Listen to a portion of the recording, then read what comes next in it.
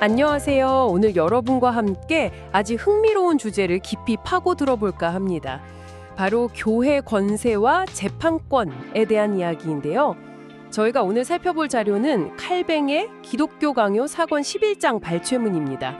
이 자료를 보면 교회가 가진 영적인 권위가 원래는 어떤 의미였고 또 시간이 지나면서 어떻게 좀 변해왔는지 특정 신학자의 관점을 엿볼 수 있습니다. 마치 도시가 정부 없이 유지될 수 없듯이 교회에도 어떤 영적인 통치 체계가 필요하다, 이런 생각에서 출발하는 것 같아요. 그렇죠? 네, 맞습니다. 일종의 영적 질서 유지를 위한 구조가 필요하다는 거죠. 그래서 이번 시간에는 이 자료를 토대로 소위 열세의 권세라는 게 뭔지, 또 교회의 권징은 어떤 역할을 하는지, 그리고 영적인 권세와 세상 권세는 어떻게 나뉘고 서로 영향을 주는지, 이런 점들을 좀 명확하게 이해해보는 게 목표입니다. 자, 그럼 본격적으로 한번 들어가 볼까요? 먼저 교회가 일반 시민 정부랑은 다른 영적 정부, 자료에는 라틴어로 스피리투알리 폴리티아라고 되어 있네요. 이게 필요하다는 개념부터 좀 짚어보죠. 이게 교회의 재판권, 유리스 딕시오 에클레시아하고 연결된다고 하고, 주로 성도들의 도덕적인 삶을 바로잡는 권징, 디시플리나 모름에 관한 거라고 하는데요. 이게 어떤 내용인가요? 네, 정확히 보셨습니다. 여기서 말하는 재판권이라는 게 세상에서처럼 권력을 휘두르는 그런 개념은 아니에요. 교회의 영적인 질서를 잘 지키고 성도들의 신앙 안에서 바르게 살도록 돕는 데 목적이 있는 거죠. 구체적으로는 잘못된 행동에 대해 도덕적으로 타이르고, 또 심각한 악행에 대해서는 교회가 어떤 조치를 취하고, 그리고 열쇠의 직분이라고 하는 걸 수행하는 걸 포함합니다. 자료에서는 이걸 바울 서신에 나오는 다스리는 은사와 연결시키는데요. 고린도전서 12장이나 로마서 12장에 나오죠. 이게 국가 통치자의 다스림과는 다른 교회 영적 질서를 돕는 장로들의 역할이라고 해석해요. 아, 장로들의 역할이요? 네, 특히 디모데전서 5장 17절을 근거로 들면서 말씀을 가르치는 장로 외에도 교회의 어떤 도덕적 기강을 살피고 이 열쇠의 권세를 사용하는 걸 돕는 잘 다스리는 장로들이 있었다고 설명합니다. 아마 오늘날 우리가 생각하는 목회자 외에 또 다른 지도자 그룹이 있었다, 이렇게 보는 것 같아요. 그렇군요. 말씀 사역자 외에 교회의 질서를 세우는 역할이 또 있었다는 거네요. 흥미롭습니다. 그럼 이 자료에서 제일 중요해 보이는 열쇠의 권세에 대해 좀 더 자세히 들어보죠. 마태복음 16장, 18장, 또 요한복음 20장에 메고 푸는 권세 얘기가 나오잖아요. 근데 이게 구절마다 의미가 조금씩 다르다고 하니까 더 궁금해지는데요. 정확히 어떤 차이가 있는 건가요? 네, 그게 아주 중요한 포인트입니다. 자룡은 이 메고 푸는 권세를 성경 본문에 따라서 명확하게 두 가지로 나누어서 설명하고 있어요. 첫째는 마태복음 16장이랑 요한복음 20절에 나오는 권세인데요. 이건 기본적으로 복음 선포, 즉 설교 사역과 직접 연결된다고 봅니다. 쉽게 말하면 설교를 통해서 그리스도를 믿는 사람에게는 죄사함이 선포되고, 이게 푸는 것, 반대로 믿지 않는 사람에게는 하나님의 심판 아래에 있다는 것이 선언되는 것, 이게 매는 것, 이걸 의미하는 거죠. 아, 설교를 통한 선포 자체군요. 네, 여기서 자료가 특히 강조하는 점은 이 권세가 베드로나 다른 사도들, 그 개인에게 주어진 능력이 아니라는 거예요. 그들이 선포하는 하나님의 말씀 그 자체의 권세가 있다는 겁니다. 사도들은 그 말씀을 전달하는 통로일 뿐이고, 그 말씀을 통해 하늘의 결정이 땅에서도 효력을 발휘한다, 이런 의미죠. 이게 당시 사도들이나 듣는 사람들에게 복음의 권위와 확실성을 심어주는 아주 중요한 근거가 되었다고 보고요. 말씀 자체의 권위군요. 그럼 두 번째는 뭔가요? 두 번째는 마태복음 18장에 나오는 권세인데요. 이건 복음 선포보다는 교회의 권징, 그러니까 징계나 아주 심각한 경우에는 출교와 더 관련이 깊다고 설명합니다. 여기서 매는 것은 여러 번 권면하고 경고했는데도 회개하지 않는 사람의 잘못을 교회가 공적으로 확인하고 그를 잠시 성도의 교제에서 제외시켜서 경각심을 주는 걸 뜻하고요. 아, 공동체에서 잠시 배제하는 거군요. 네, 반대로 푸는 것은 진심으로 뉘우치고 돌아온 사람을 다시 교회의 교제로 따뜻하게 받아들이는 걸 의미합니다. 중요한 건 이 판단 역시 어떤 한 사람이 자기 마음대로 하는 게 아니라 하나님의 말씀이라는 기준에 따라서 교회가 신중하게 내릴 때 하늘에서도 그 결정을 인정해 주신다는 약속에 근거한다고 자료는 설명하고 있습니다. 흥미로운 구분이네요. 하나는 복음 선포 자체의 권위, 다른 하나는 공동체의 질서 유지를 위한 권징과 관련된 권위. 명확하게 구분이 되네요. 그런데 이 자료가 비판하는 지점은 바로 이 열쇠의 권세가 가진 본래의 강력한 영적 의미, 그러니까 복음 선포를 통한 구원과 심판의 선언, 또 공동체 순결 유지를 위한 권징, 이런 것들이 점차 희미해지고 뭐랄까 인간적인 통제 수단으로 변질되었다는 거잖아요. 고백성사부터 면죄부 발행, 심지어 교황의 절대적인 권위를 주장하는 근거로까지 잘못 사용되었다고 지적하는 걸 보면요. 바로 그 점입니다. 그 점을 아주 날카롭게 지적하고 있어요. 원래 순수한 목적에서 벗어나서 어떤 권력 강화나 세속적인 이익을 위해서 이 영적인 권위가 남용되었다는 것이 이 자료의 핵심 비판 중 하나라고 볼 수 있습니다. 그렇다면 이 교회의 재판권, 그러니까 권징이라는 게 로마 황제들이 막 기독교 박해하고 그럴 때만 필요했던 걸까요? 임시 방편 같은 거요? 통치자가 기독교인이 되면 이제 필요 없어지는 건지 자료는 아니라고 하는 것 같던데요. 네, 절대 그렇지 않다고 분명히 선을 긋습니다. 자료는 교회 권세하고 세상 권세 사이에는 아주 근본적인 차이가 있다고 강조해요. 교회는 칼의 권리, 즉 물리적인 힘으로 처벌할 권한, 예를 들어 벌금을 매기거나 감옥에 가두거나 하는 그런 권한은 없다는 겁니다. 아, 물리적 강제력은 없군요. 그렇죠. 교회가 추구하는 목표는 강제적인 처벌이 아니라 자발적인 뉘우침과 교정, voluntaria castigation, 이걸 통해서 스스로 회개하도록 이끄는 데 있다는 거죠. 예를 들어서 술에 잔뜩 취해서 소란을 피우거나 간음한 사람이 있다고 쳐요. 그 사람은 당연히 국가법에 따라 처벌받을 수 있겠죠. 하지만 그 사람이 전혀 뉘우치지 않고 오히려 막 불평만 늘어놓는다면 교회 입장에서는 그런 상태의 사람을 그냥 성찬에 참여시킴으로써 그리스도의 몸을 육되게 할 수는 없다고 보는 거예요. 아, 성찬 참여 문제랑 연결되는군요. 네. 그래서 교회는 성찬 참여를 금지시킨다든지 아니면 최종적으로는 출교 같은 그런 영적인 조치를 통해서 그 사람이 회개하도록 촉구해야 한다는 거죠. 국가의 처벌과는 그 목적과 수단이 명확히 다른 셈입니다. 여기서 진짜 흥미로운 지점이 나오는데요. 일반 성도뿐만 아니라 세속 권력을 가진 통치자 역시 교회의 영적인 지도나 때로는 권징이 필요하다는 주장이에요. 4세기 밀라노의 암브로시우스 감독이 테오도시우스 황제가 학살을 저지른 것에 대해 공개적으로 책망하고 성찬 참여를 금지시켰다가 황제가 회개한 후에야 받아들였다는 이야기는 정말 유명하잖아요. 잔료에서도 이 예를 들고요. 맞습니다. 아주 중요한 사례죠. 자료는 이 두 권세, 즉 교회와 국가가 서로를 도와야 한다고 주장합니다. 통치자는 법과 공권력으로 사회 질서를 유지하고 공적인 죄를 다스려야 하고요. 말씀의 사역자는 영적인 권고와 책망을 통해서 통치자를 포함한 모든 신자가 죄를 멀리하고 하나님 앞에서 바르게 살도록 도와야 한다는 거죠. 서로 돕는 관계군요. 네, 서로의 영역을 존중하면서 침범하지는 돼 각자의 방식으로 하나님의 뜻이 이루어지도록 협력하는 그런 상호 보완적인 관계를 이상적으로 보는 겁니다. 한 걸음 더 나아가서 자료는 왕이나 황제라고 해도 신앙과 도덕의 문제에 있어서는 교회의 판단 아래에 있다고 주장해요. 방금 말씀하신 암브로시우스의 말, 선한 황제는 교회 위에 있는 것이 아니라 교회 안에 있다는 인용구가 이 점을 아주 강하게 보여주는 것 같습니다. 네, 이 자료는 마태복음 18장에서 교회 공동체의 판단이 하늘에서도 인정받을 거라는 그 약속이 그냥 그때만 해당되는 일시적인 게 아니라 교회에 영구적으로 주어진 질서임을 강조합니다. 그리스도께서 직접 세우신 이 영적 재판권을 폐지하거나 통치자에게 넘겨주는 것은 그리스도의 말씀을 무시하는 거고 또 과거 신앙의 선배들을 부당하게 비난하는 행위라고까지 강하게 이야기하죠. 와, 굉장히 강한 표현이네요. 그렇죠. 진정으로 경건한 통치자라면 인간적인 권위가 아니라 하나님의 말씀에 근거한 교회의 판단에 기꺼이 자신을 복종시킬 것이다. 이런 시각입니다. 이건 결국 통치자 개인도 교회의 일원으로서 신앙적인 잘못에 대해서는 권징의 대상이 될 수 있다는 걸 의미하는 거죠. 알겠습니다. 교회의 영적 권위와 재판권이 그렇게 명확히 정의되었고 심지어 통치자까지도 그 대상이 될 수 있다. 이건데 그렇다면 이 이상적인 시스템이 역사 속에서는 어떻게 좀 잘못되었다고 자료는 설명하나요? 원래 교회의 재판권 행사에는 두 가지 중요한 원칙이 있다면서요. 네, 두 가지 핵심 원칙을 제시합니다. 첫째는 교회의 영적 권세는 칼의 권리, 그러니까 물리적 강제력이나 세속적 처벌과는 완전히 분리되어야 한다는 것이고요.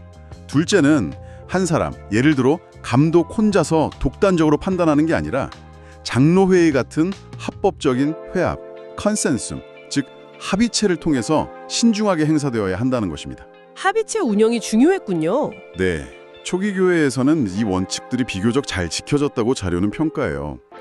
감독들은 오직 하나님의 말씀만으로 무기로 삼았고 강제적인 형벌 대신 권면과 책망을 사용했죠. 가장 강력한 조치는 공동체로부터의 출교였고요. 중요한 것은 이 권한이 감독 한 사람에게 집중된 게 아니라 장로들의 회합, 컨세숨 세니어룸, 즉 장로회의에 있었다는 점입니다. 아까 말씀드렸듯이 이 장로회의에는 말씀을 가르치는 장로와 도덕적 문제를 감독하는 장로 두 종류가 있었다고 보고요.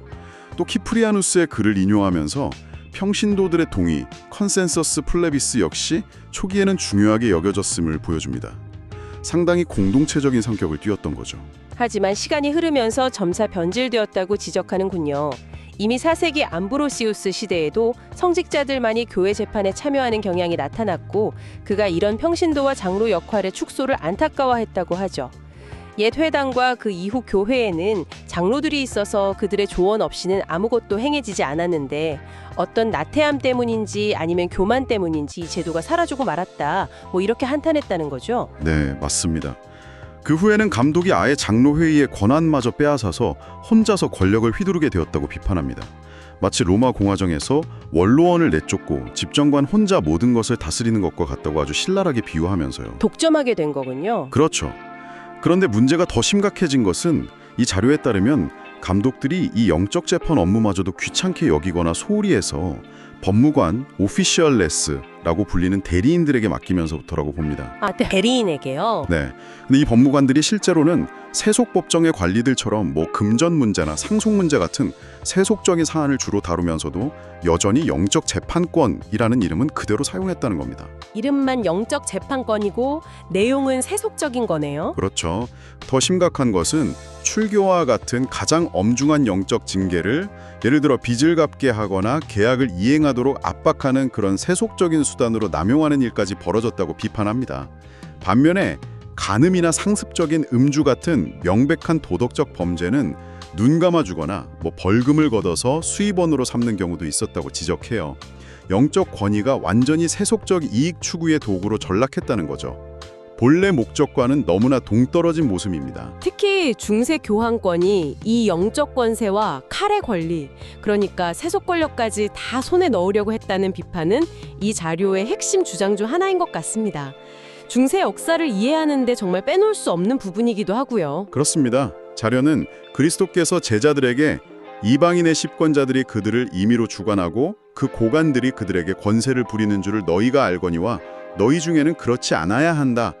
이걸 토대로 목사의 직분과 군주의 직분은 명확히 구분되어야 한다고 아주 강력하게 주장합니다.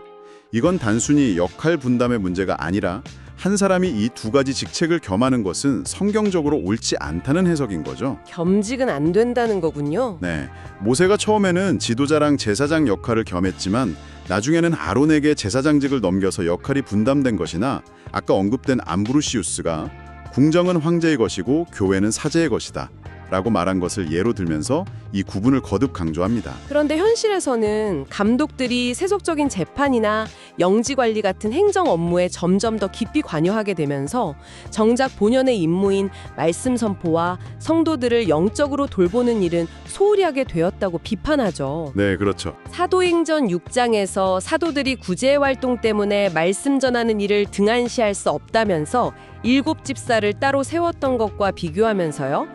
자료는 사도들보다 100배는 더 무능한 후대의 감독들이 오히려 말씀 사역과 세속 통치라는 훨씬 더 무거운 짐을 동시에 지려고 했다고 꼬집습니다. 표현이 좀 신랄하죠.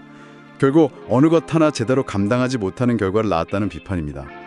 역사적으로 보면 처음에는 감독들이 분쟁을 중재해주거나 사회적 약자들을 보호하는 역할을 하면서 신망을 얻었지만 점차 그 영향력을 이용해서 실제적인 통치권을 장악하게 되었다고 설명합니다.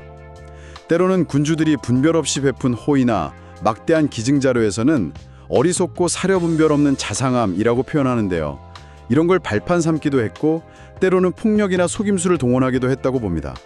순수한 보호자 역할에서 세속적인 지배자로 그 성격이 변질되었다는 분석이죠. 그리고 마침내 교황이 교회뿐 아니라 제국 전체에 대한 지배권을 주장하기에 이르렀다고 지적합니다.